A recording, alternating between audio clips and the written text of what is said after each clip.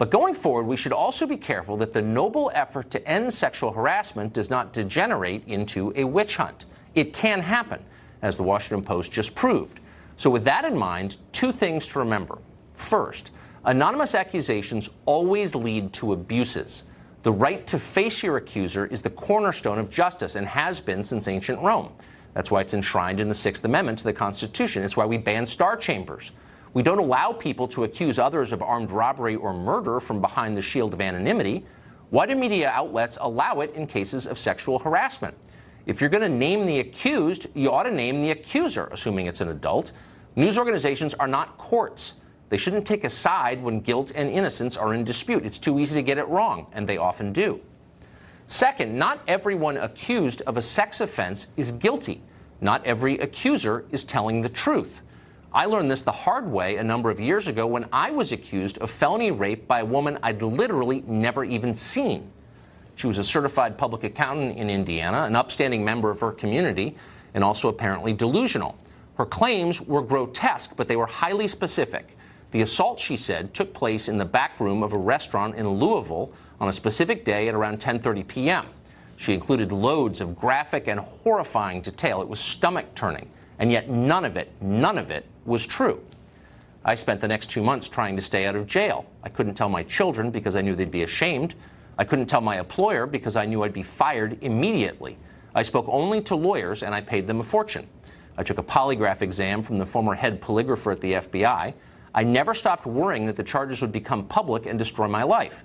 Everyone accused of a sex offense did something wrong. Everybody knows that, and I knew that no one would believe otherwise. This isn't a defense of sexual harassment or misbehavior, obviously. It's just a reminder that real life is complicated, more complicated than sermonizing on Twitter. Sometimes the mob is wrong. Sometimes the innocent are crushed.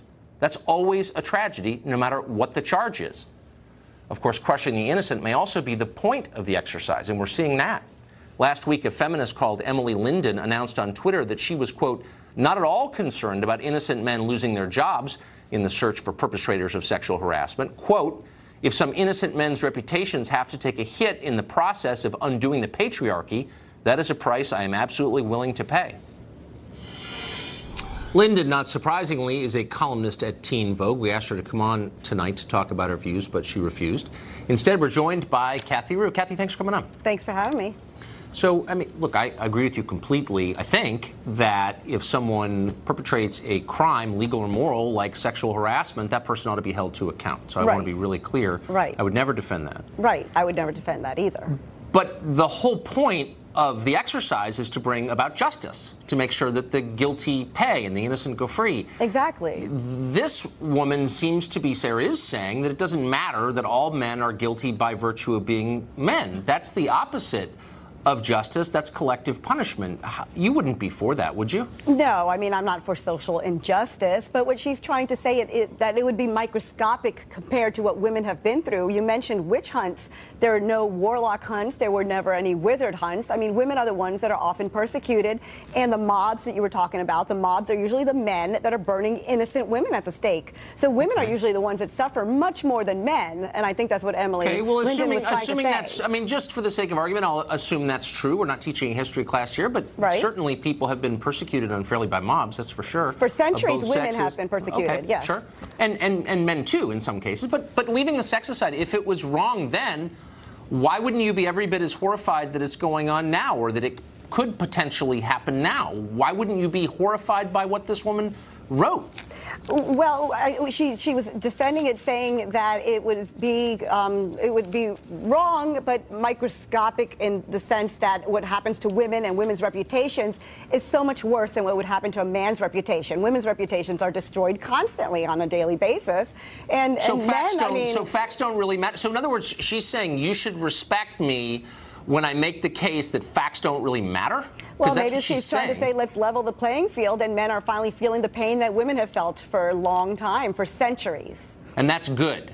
Well, it's good when when the genders are equal. And she's saying that maybe it's about time that they're equal. So in other words, you're saying, like, I think what happened to women is wrong, so I'm going to do it to men because it feels good. Why should I take you seriously as a person if that's the case you're making? Well, social injustice is not okay, but she's saying it happens to women all of the time. So men are finally getting a taste of it. Women are finally getting a little bit of power. So now if men are starting to feel a little bit of the pain, welcome to our club.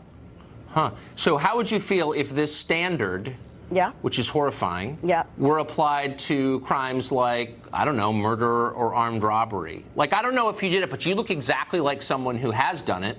Therefore, if you're punished for it, like, you know, at least you now know how it feels.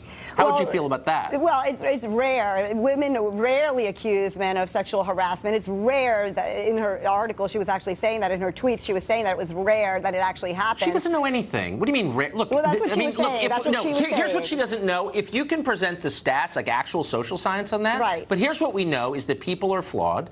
And most people tell the truth, but not everybody does. And that's why we have things like due process and a justice system that tries to determine objectively who is guilty and who is innocent and punishes only the first category. And she's suggesting, and a lot of other people like you are suggesting, just throw that out because everybody who makes an accusation is telling the truth when we know that's not true. Well, like, I don't want to live in the world you're describing. Do you really want to? No, like I said, I mean, social injustice, and I don't believe in that, but I'm saying let's live in a world with everyone's reputations at stake, not just women. Not just women are called names, not just women's reputations are at stake. There aren't just witch hunts. Let's have the wizard hunts. Let's have everyone burned at the stake, if anyone's going to burn at the stake. So I think that's the philosophy. Wouldn't it be better to treat people as individuals and assess the claims against people on an individual basis? Absolutely, but it's not happening. It's not happening for women. No, women are the minority in this country, and we still are fighting for our equal rights. So men are still in power. You are still in power. So you're suggesting that if women ever took power, whatever that means, I mean, I don't buy the premise of what you just said, by the way, but let's just say that if a group that felt itself to be oppressed took power, that it would oppress the group beneath it just as kind of payback is fair? Is that what you're saying? Well, no, that group is not in power. So what I'm saying is that if that group were to be in power, it would probably be a better place because we all know that women are less violent than men.